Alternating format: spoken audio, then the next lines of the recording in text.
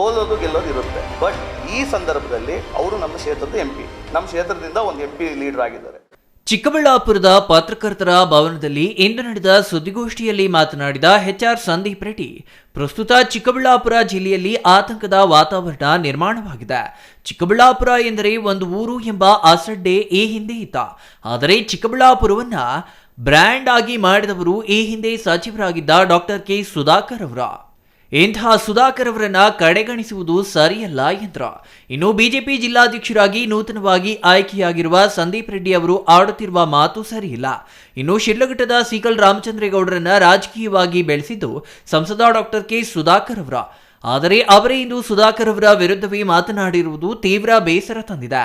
ಅಲ್ಲದೆ ಶಿಡ್ಲಘಟ್ಟದಲ್ಲಿ 50,000ಕ್ಕೂ ಹೆಚ್ಚು ಬಿಜೆಪಿ ಸದಸ್ಯತ್ವ ಆಗಲು ಸಿಕಲ್ ರಾಮಚಂದ್ರಗೌಡರ ಪಾತ್ರ ಏನೂ ಇಲ್ಲ.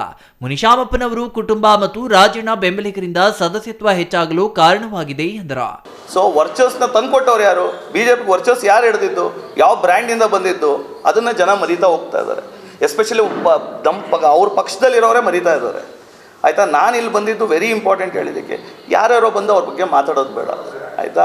ಅವ್ರವ್ರ ಲೆವೆಲಲ್ಲಿ ಅವ್ರವ್ರು ಸಾಲ್ವ್ ಮಾಡ್ಕೊಳ್ತಾರೆ.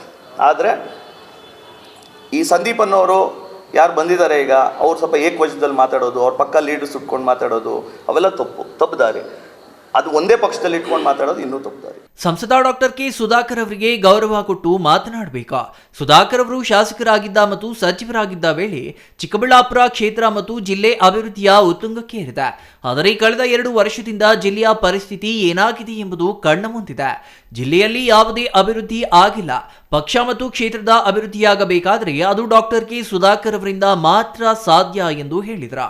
ಯಲಹಂಕ ಕ್ಷೇತ್ರದ ಶಾಸಕರಾಗಿರುವ SR ವಿಶ್ವನಾಥ್ ಅವರು ಮಾತುಗಳನ್ನ ಯೋಚನೆ ಮಾಡಿ ಆಡಬೇಕು. ಯಲಹಂಕ ಕ್ಷೇತ್ರದಲ್ಲಿ ವಿಶ್ವನಾಥ್ ಅವರ ಶ್ರಮ ಇದ್ರೆ ಚಿಕ್ಕಬಳ್ಳಾಪುರ ಜಿಲ್ಲೆಯಲ್ಲಿ ಡಾಕ್ಟರ್ ಕೆ ಸುಧಾಕರ್ ಅವರ ಶ್ರಮ ಇದೆ ಎಂಬುದನ್ನ ಅರಿಯಬೇಕು. ಸುಧಾಕರ್ ಅವರು ಪಕ್ಷದಿಂದ ಹೊರಬಂದು ಗೆಲ್ಲಲಿ ಎಂದು ಹೇಳುವ ವಿಶ್ವನಾಥ್ ಅವರು ಪಕ್ಷದಿಂದ ಹೊರಬಂದು ತಮ್ಮ ಬಲ ತೋರಿಸಲಿ ಎಂದು HR ಸಂದೀಪ್ ರೆಡ್ಡಿ ಸವಾಲು ಹಾಕಿದ್ರು. ಅಲ್ಲದೆ ಪ್ರಸ್ತುತ ಬಿಜೆಪಿ ಜಿಲ್ಲಾಧ್ಯಕ್ಷರಾಗಿರುವ ಸಂದೀಪ್ ರೆಡ್ಡಿ ಅವರು ಮುಂದಿನ 2 ವಾರದಲ್ಲಿ ಇಳಿಯಲಿದ್ದಾರೆ. ಚಿಕ್ಕಬಳ್ಳಾಪುರ ಬಿಜೆಪಿ ಜಿಲ್ಲಾಧ್ಯಕ್ಷರಾಗಿ ನೂತನ ವ್ಯಕ್ತಿ ಆರಿಸಿ ಬರಲಿದ್ದಾರೆ ಎಂದು ಭವಿಷ್ಯ ನುಡಿದ ಸಂದೀಪ್ ರೆಡ್ಡಿ, ತಾವು ಯಾವುದೇ ಪಕ್ಷದ ಕಾರ್ಯಕರ್ತನಲ್ಲ, ಬದಲಿಗೆ ಡಾಕ್ಟರ್ ಕೆ ಸುಧಾಕರ್ ಅವರ ಸಂಬಂಧಿಯಾಗಿ ಅವರನ್ನ ಬೆಂಬಲಿಸುತ್ತಿರುವುದಾಗಿ ಹೇಳಿದ್ರು. ಸುಧಾಕರ್ ಅವರು ಲೀಡರ್ಶಿಪ್ ಅಲ್ಲಿ ಇದ್ದಾಗ ಅವ್ರ ಲೀಡರ್ಶಿಪ್ ಇಂದ ಬೆಳೆದ್ರೇನೆ ಏನಾದ್ರು ಒಂದು ಬೆಳೆಯಕ್ಕಾಗೋದು ಕ್ಷೇತ್ರ. ಇವತ್ತು ಅವ್ರ ಮುಖಾಂತರ ಏನು ಮೆಸೇಜ್ ಕೊಡಕ್ ಕೊಟ್ಟಿದ್ದಾರೆ, ಪಕ್ಷದವ್ರು ಏನು ಮೆಸೇಜ್ ಕೊಡಕ್ ಕೊಟ್ಟಿದ್ದಾರೆ, ನಿಮ್ಮನ್ನ ಬಿಟ್ಟು ನಾವು ರಾಜಕೀಯ ಮಾಡ್ತೀವಿ ಅನ್ನೋ ಮೆಸೇಜ್ ಕೊಡಕ್ ಕೊಟ್ಟಿದ್ದಾರೆ. ಅರ್ಥ ಮಾಡ್ಕೊಳ್ಳಿ.